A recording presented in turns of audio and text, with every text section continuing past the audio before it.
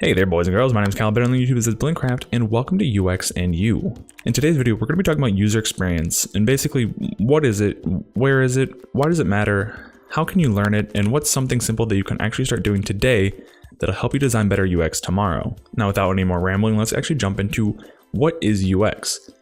Simply, the letters UX just stand for user experience, and overall it's just an abbreviation for saying user experience design. And you're like, great, but what is it?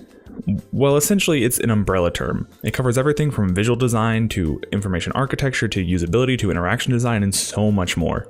Now actually UX it's a pretty daunting and behemoth of a task, but in reality when you break it down into stages and then those stages into individual tasks, it's actually really easy to understand, and more importantly, it's really easy to implement. So now that we're pretending to understand what UX is, where is it and what are some examples? Well, actually it's pretty much everywhere if you look for it. Every website, every app, every game, and everything has some element of UX. Think about it. You interact with the website, that's interaction design, that's UX. You have to navigate your way through a menu system in a video game, that's visual design, that's UX. And even when you're driving your car and you have some buttons on your steering wheel that let you adjust the volume or maybe skip to the next song, that's UX. For every one of these things, someone had to actually spend time and effort thinking about them and thinking through each of these ideas and designing something specific with the end goal of building a better user experience. So you might be like, okay, we get it, it's a buzzword, cool, why should I care? Do I really need to spend extra time thinking about user experience? Can I just build something cool and it'll just be good? Well, I've seen people throw around the UX term and they say something like, well, this is UX and that somehow makes it good UX, and it really doesn't. Maybe you're thinking, well, I'm not a web developer like you, I make games, I don't need to understand or think about this. I just need to come up with a unique and cool new game concept and everything will just work out fine. And that's just wrong. You can't build something great for a user unless you're willing to spend some time thinking about the user. You need to put yourself in their position and figure out what they actually need. A great example of this is actually this illustration of the UX paradox. You start on a project with a massive scope and everyone's super excited to get started on this amazing concept rocket, but then as the project moves along and you have to dumb things down, maybe remove some things, make it more reasonable, and then you're finally ready to launch your rocket, but in reality, when you look at it, all the user needed was a bike and a ramp. Now, what does this illustration actually mean? Well, it's actually a lot of things, and a lot of things do contribute to this UX paradox. For example, if the client could think that they might need or want some random and unnecessary features, maybe your marketing team might have an agenda to push on extra crap onto the client, or maybe no one took a second to actually think about the end user and what they need at all. Now, I don't know about you, but I've seen some really terrible UX, but I've also seen some really amazing UX. If you look at Intuit's TurboTax, you'll see something amazing. It's so easy to use and it guides you through the tax process. It's so simple and intuitive that I probably won't use anything else to do my taxes. If you're using the mobile app, they actually afford you the ability to scan your documents and it'll scrape information off the images and actually pre-fill the fields for you. Now you might think, oh, someone thought this was cool and they implemented it, so what? And that's wrong.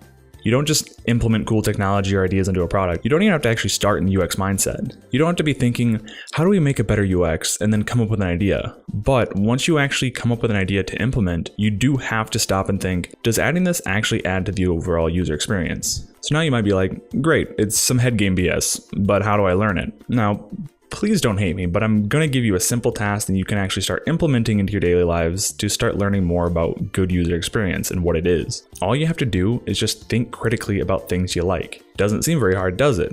Well, it's not, but it will start to ruin things for you. As you look through things that you like, such as websites and apps and games or whatever it is that you're into, you need to start breaking down things into what you really like and what you really hate about their design or their interaction or really any part of the user experience. As you do this more and more, it becomes second nature and you instantly will tear apart something new, and this might suck because eventually you will kind of just autopilot this critical thinking mode. So when something like a new game that you've been waiting for comes out and you're super excited to play and it finally releases, you might automatically start noticing little things and go, oh, they did this, but it might have been better if they would have done it like this.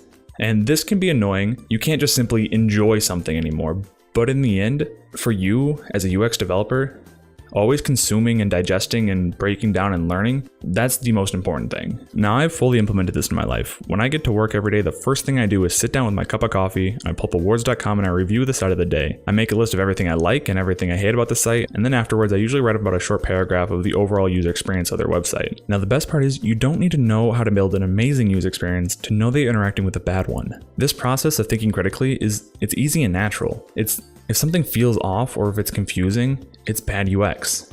If you get lost on a website or something, it's really bad UX. So I guess I'll finish this video off with just how to start implementing UX design into your projects today. This advice is going to sound really simple, but it's actually more complex than you think. All you have to do is put yourself into someone else's shoes. Think about someone completely different than yourself and figure out what they need. Now, there is more to this, and there are tools that we can implement in the design process to actually help, and we will be covering those in future videos, but for now, just get used to the idea of thinking about someone that's not you.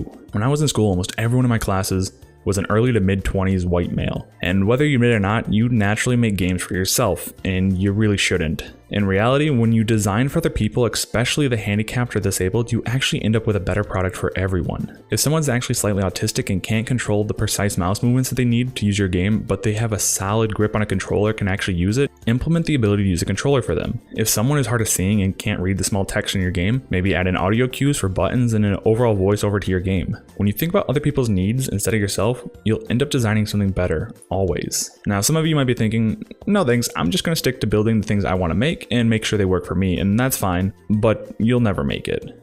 If you're building apps or websites or software or games or whatever, and this is your dream career, you want to be professional and it's not just a hobby for you, you just simply won't make it. I don't care if you're a programming wizard and a god at 3D modeling who can come up with super unique, never before seen gameplay and stunning visuals. If your users can't use what you're making, they simply won't.